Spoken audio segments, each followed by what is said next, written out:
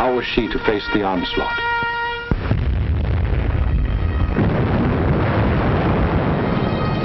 These scenes are ancient history. They occurred in 1914. The German armies, without warning, had smashed across neutral Belgium, invaded France, reached the River Marne only a few miles from Paris. Out of the French capital poured the French reserves, riding out to battle the enemy in every vehicle that could move. The famous taxicab army. Note well, it was riding out to battle. In the center of the French line stood the 9th French Army, commanded by a then comparatively unknown general. On September 5th, 1914, he is reputed to have said, "My right is driven in. My center is giving way. The situation is excellent. I attack."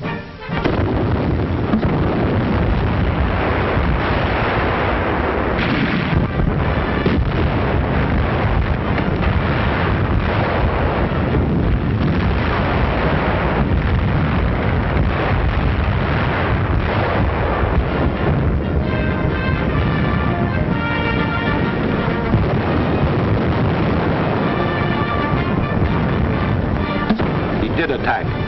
The German onslaught was checked, and Paris was saved.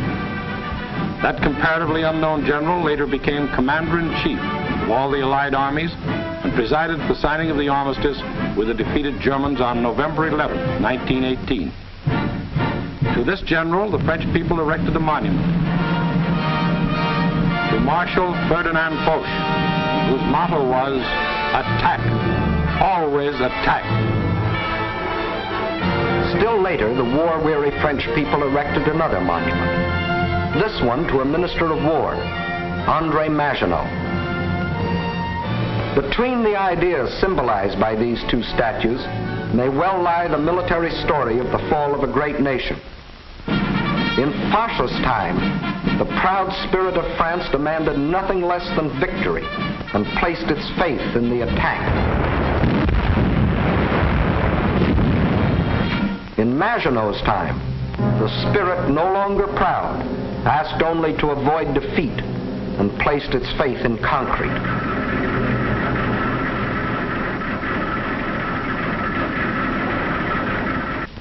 So the French built the mighty chain of fortresses called the Maginot Line.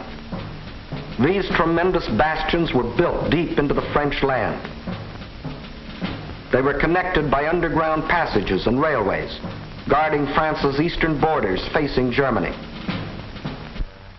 And when France was finally forced to declare war against the rising Nazi menace, the French troops, instead of attacking, were marched into their modern caves to wait for the Nazi blitz to smash itself against the Maginot Line. And their generals, headed by Marshal Pétain, proudly announced, "Whoever makes the first move in this war will be hurt." But Hitler didn't go near the Maginot Line. That was France's strong point.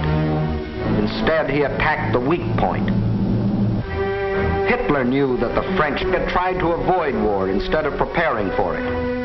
That knowledge was one of his greatest weapons. He knew they had planes, but he knew they were antiquated.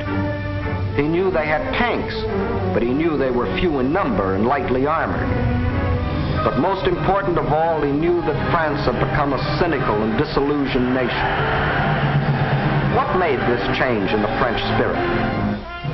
In the first place, between 1914 and 1918, the French suffered more than 6 million casualties in the heroic defense of their land against German invasion.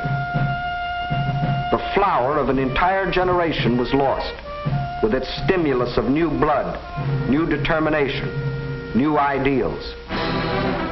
Secondly, the failure of the League of Nations, to which the French had pinned their hopes of peace, the corruption of many in high places, the greed of special interests, all had combined to shake the faith of the French people in their democratic ideals. And when a people loses its faith in its own ideals, it is ripe for the insidious words of the devil. France still looked like an imposing castle, but Hitler's political termites had so gnawed away the binding of national unity that the castle was ready to crumble.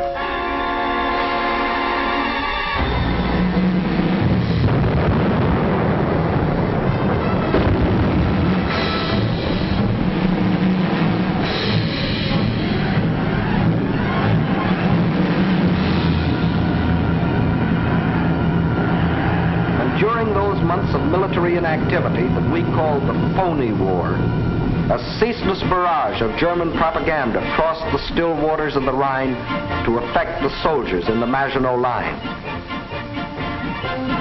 Why do you fight? Asked the banners. Poems and friendly notes were sent over by balloons. French tunes were played by German bands, and German hooey was broadcast in French.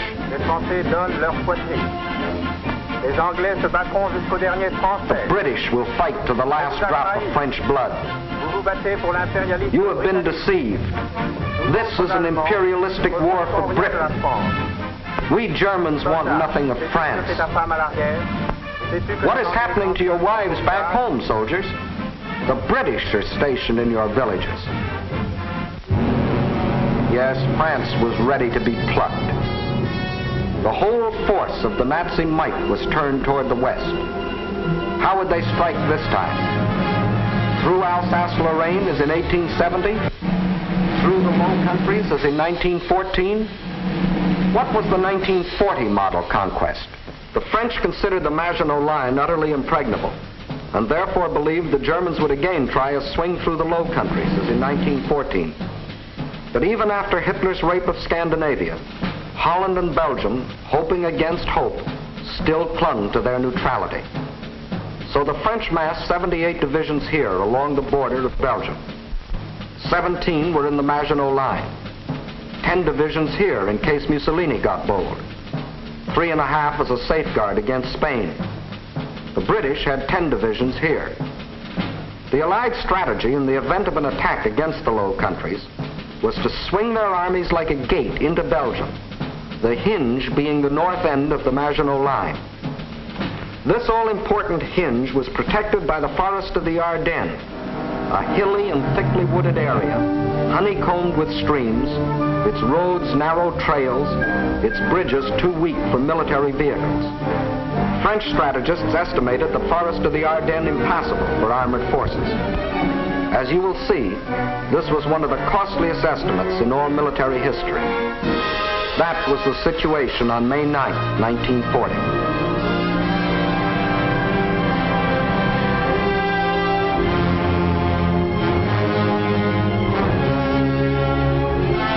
The hour of trial had come.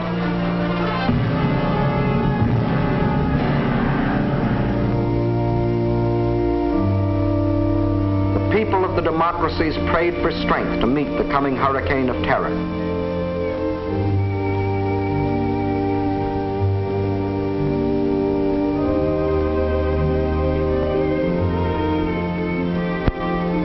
While across the Rhine, Juden ist uns verschrieben und verfallen mit Leib.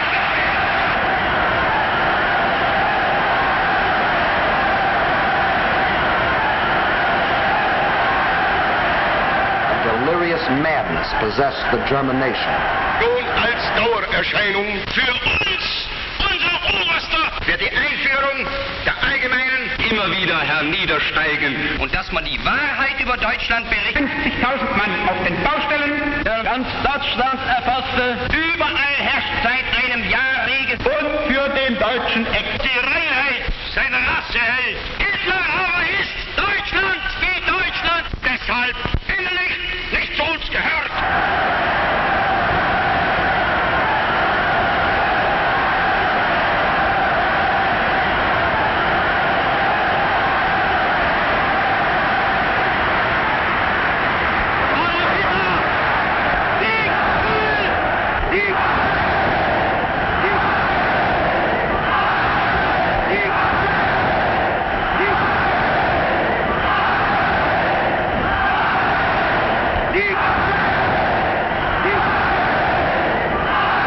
Der Tag had come.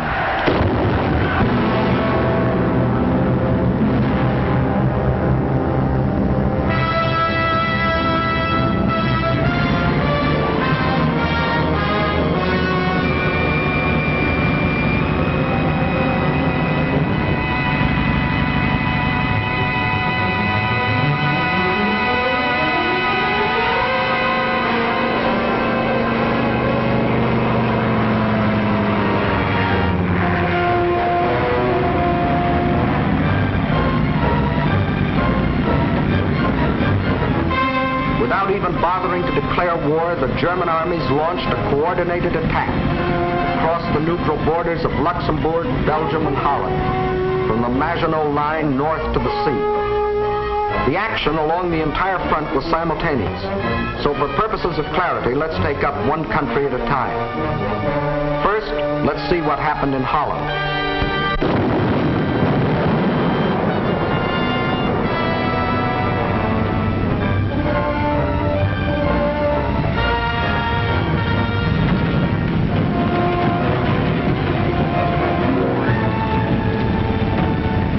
Ground forces smashed through the improvised and hastily erected border defenses. But the main attack was to come from the air, far behind the defense lines.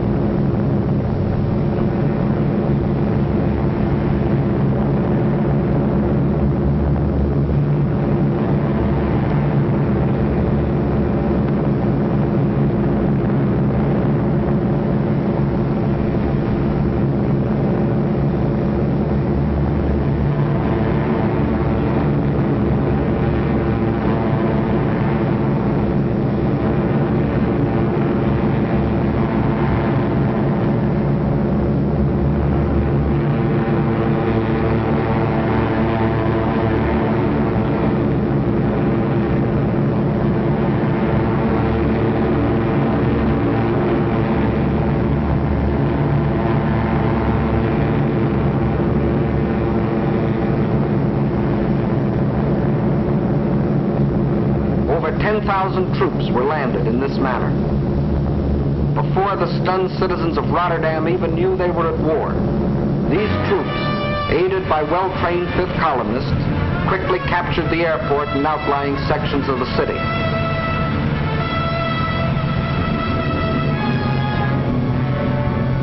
Meantime, Nazi armored columns were racing across the country, their progress speeded by other 5th columnists who prevented the destruction of vital dikes and bridges. These forces effected a meeting with the parachutists landed in Rotterdam. The Dutch were doomed to defeat.